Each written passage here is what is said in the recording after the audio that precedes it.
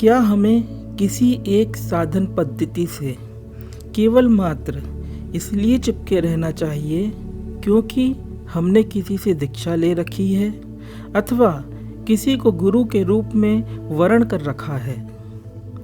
यदि ऐसा है तो हमने मुक्त होने से पहले ही अपने को बांध लिया है उन सुनहरी बेड़ियों से जो कि किसी दीक्षा या कहें साधना पद्धति के रूप में हमें प्राप्त हुई है। इन बेड़ियों को हम सुनहरी बेड़ियां इसलिए कह रहे हैं क्योंकि हमारी एक प्रकार की श्रद्धा या कहें विश्वास किसी खास साधना विधि के प्रति या जिससे हमने यह विधि प्राप्त की उस गुरु के प्रति हुआ करती है। क्या यह बात किसी एक साधना पद्धति या किसी एक गुरु से चिपके रहना ठीक है? आइए करते हैं इन सब बातों पर विचार। सभी व्यक्ति भिन्न भिन्न स्वभाव के होते हैं। उनकी रुचियां एवं क्षमताएं भी भिन्न भिन्न होती हैं। तो बात यदि किसी एक साधन विधि की या विचारधारा की जाए तो बहुत संभावना है कि आप वो काम कर रहे हो जो कि आपके लिए हो ही ना, और उस काम को करने से आप वंचित हो जा रहे हो जिस काम में आप शीघ्र ही गति पा सकते थे। अध्यात्म के क्षेत्र में बहुधा हमारे साथ ऐसा होता है कि हम एक निश्चित साधन विधि को अंगीकार कर उससे जूझते रहते हैं। अपेक्षित परिणाम हमें नहीं मिलते, भीतर ही भीतर खटका लगा रहता है, परंतु हम कुछ और खोज नहीं पाते क्योंकि तथाकथित गुरुओं का या कहे संप्रदायों का जाल ही ऐसा बांधा गया होता है कि शिकार शिकारी से बच नहीं पाता। कैसे?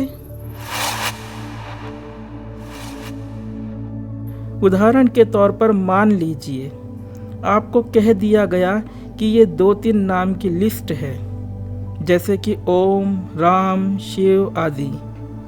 अब आप इनमें से किसी भी एक को जपो। चुने गए नाम पर चित्त को एकाग्र करो।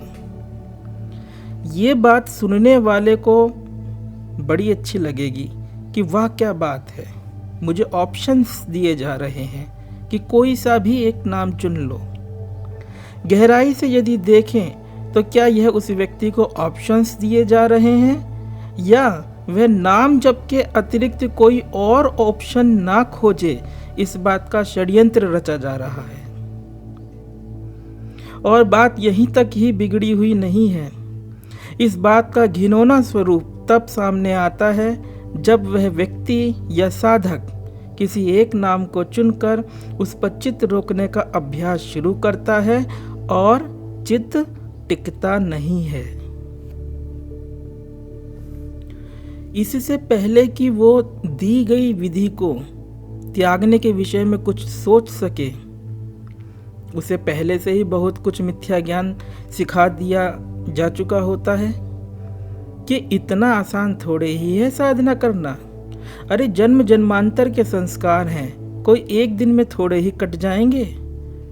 और लिस्ट भी पकड़ा दी जाएगी कि देखो काक भुशुंडी को 1000 जन्म लगे, भगवान बुद्ध को 200 जन्म लगे आदि इत्यादि।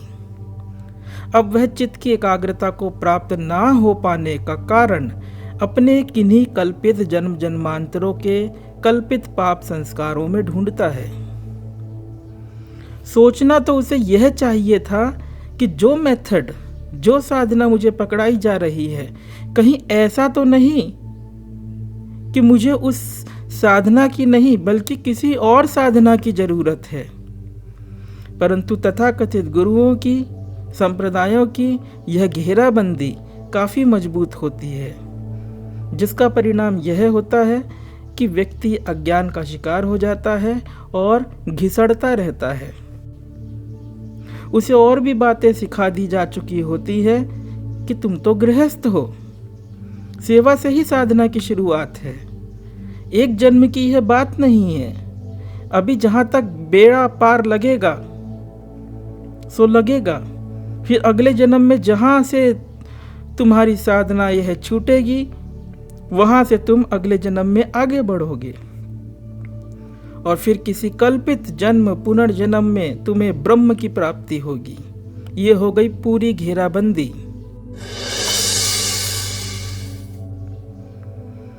कल्पित पुनर्जन्म की बात पर इस जीवन को अब चूसा जाएगा साधना के नाम पर, अध्यात्म के नाम पर। तो जरूरत है जाग जाने की कि जो मैं कर रहा हूँ कहीं ऐसा तो नहीं कि उस कृत्य को ही बदलने की जरूरत हो। साधना में बदलाव से हम क्यों भयभीत होते हैं? क्यों हम धर्म के नाम पर, अध्यात्म के नाम पर डरपोक एवं भोंदू बन गए हैं?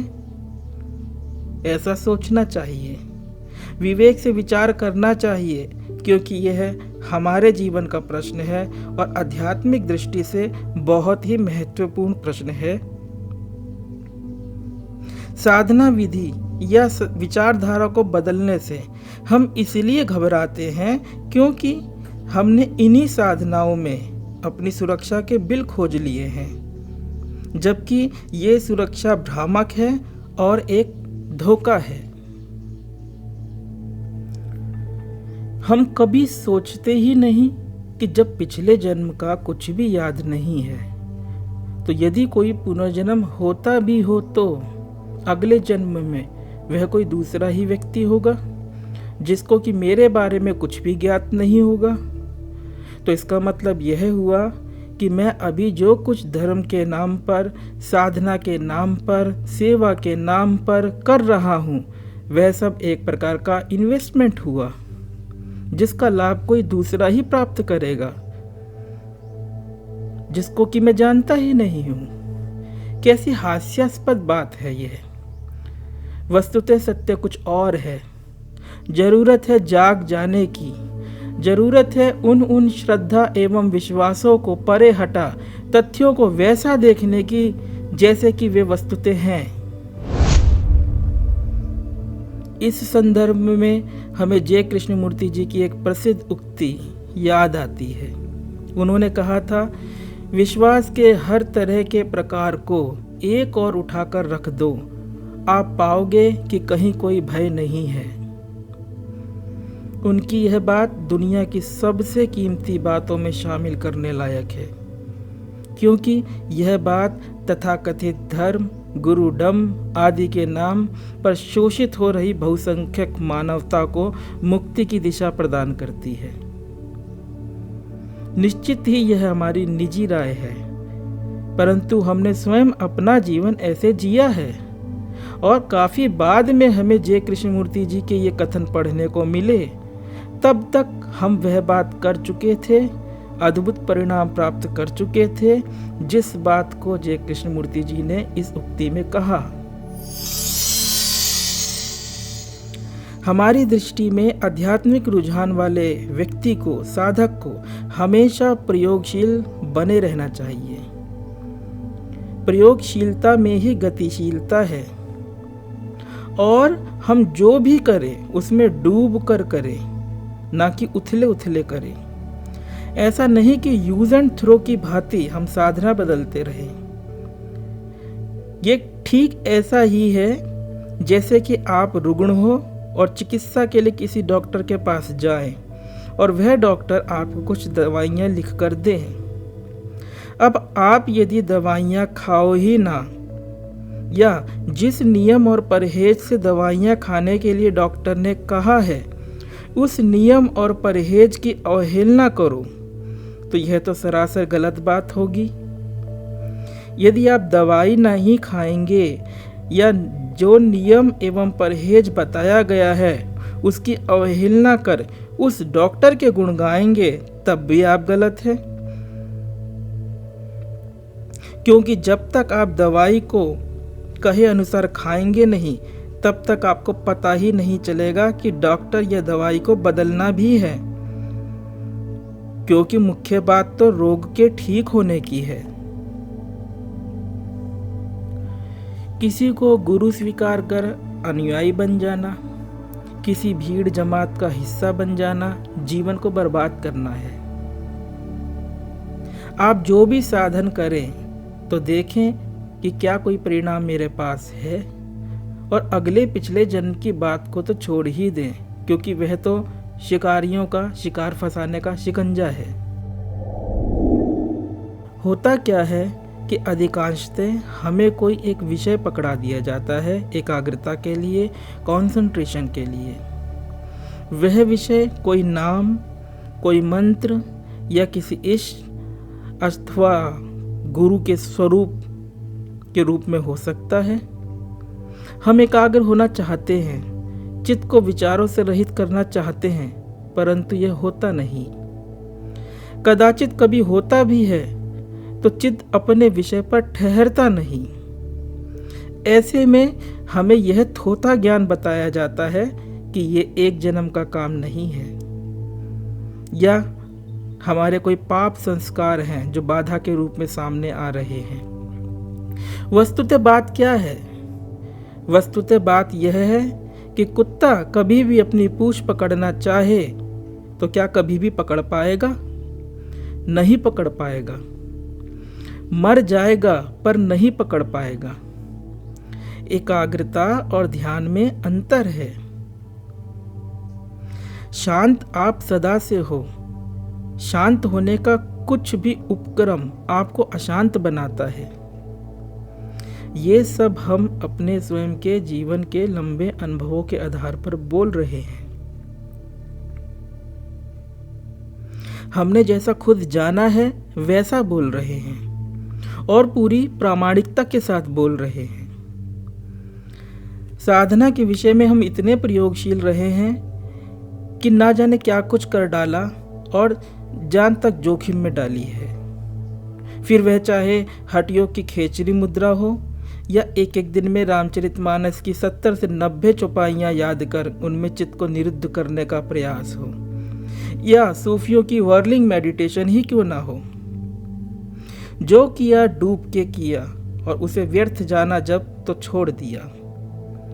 इस सत्संग का उद्देश्य इस बात को प्रस्तुत करना है कि हम में यह विवेक विचार उत्पन्न हो कि जो मैं कर रहा हूँ कहीं ऐसा तो नहीं है कि बात कुछ ऐसी हो कि मुझे वो करना चाहिए जो कि मैं कर ही नहीं रहा हूँ। मुझे जो करना चाहिए मैं वह ना करके वह कर रहा हूँ जो कि मेरे लिए है ही नहीं। प्रस्तुत विषय में कहने के लिए बहुत सी बातें हैं। कुछ ओशो के जीवन से बताते हैं। वे कई घंटे बैठ विचारों को रोकने का अभ्यास किया करते थे। बहुत श्रम किया पर विचार रुकते ही नहीं थे। यदि वे भी किसी तथाकथित गुरु के पाले पड़े होते तो निश्चित ही उन्हें भी कहा जाता, जन्म जन्म मुनि जतन कराही, अंत राम कहूँ आवत नाही। अर्थात ये तो जन्मों जन्मों की साधना है, कोई एक जन्म में तो पाता नहीं। परंतु ओशो ऐसे लोगों के संपर्क में तो थे नहीं। वे इतने प्रयोगशील थे कि विज्ञान भैरव तंत्र में सुझाई गई 112 धारणाओं को एक एक कर उन्होंने स्वयं पर अभ्यास किया। एक बार ऐसा हुआ कि ओशो ने विचारों को रोकने का अपना सारा अभ्यास रोक दिया, उपेक्षा कर दी, और कमाल की बात यह हुई कि वे विचार शून्यता को प्राप्त हो गए। सहजता और प्रयास रहितता में ही ध्यान बसता है, न कि रट्टू तोते की तरह किसी एक मंत्र अथवा नाम को जपने में ध्यान बसता है। मुक्त रहना चाहिए, जहां से जो मिले सीख लेना चाहिए, प्रयोग करना चाहिए और डूब कर करना चाहिए। और जहाँ तक ज्ञान मार्ग की बात है, जिससे संबंधित बातें हम बोलते हैं, उसमें करना 1% है और समझना 99% है। ये विचार का मार्ग है और सीधा साफ सच्चा उपनिषदों द्वारा प्रेरित मार्ग है। जब हम चीज़ों को वैसा देखना शुरू करते हैं जैसे कि वे वस्तुतें हैं, तो हम स्वाभाविक ही स्वरूपस्थ होते हैं। तब वह होता है जो कि पहले से ही है, हमेशा से ही है। इसी का नाम ध्यान है और इसी का नाम सम्यक दृष्टि भी है।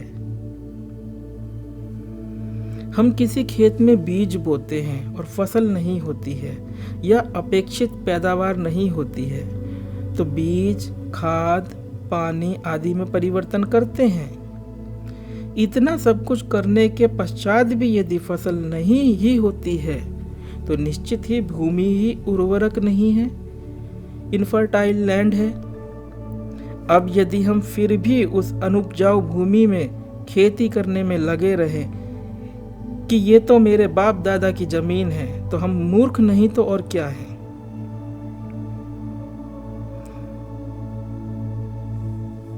अपने श्रद्धा विश्वास को ऐसा बिल्कुल नहीं बनाना चाहिए कि हम कट्टर हो जाएं। और एक बात जो कि अत्यंत महत्वपूर्ण है वह कहना चाहेंगे, हमें अध्यात्म की अपनी समझ बढ़ानी चाहिए। हमारा इशारा आत्मा, ध्यान आदि शब्दों के प्रति है। जैसे कि आत्मा अचिंत्य है, ऐसा उपनिषद तथा गीता दोनों में आया है और बार बार आया है।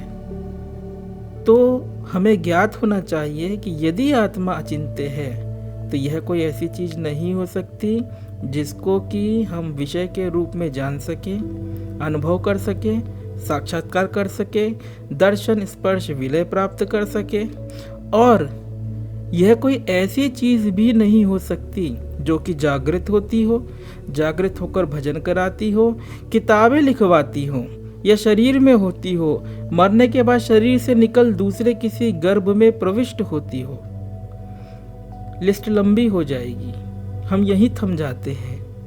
सिर्फ एक शब्द अचिंत्य को हम यदि आत्मसात कर लें, समझ लें, तो आत्मा के विषय में प्रचारित कितनी ही मिथ्या बातों में फंसने से हम बच जाएंगे। अंत में कहेंगे, अपने विवेक को जगाए, साहस करें। कट्टरता हमें कुछ देती नहीं, बल्कि एक धार्मिक पशु बना किसी एक खास विचारधारा या साधन पद्धति के खूंटे से बांध देती है। आज बस इतना ही। ओम।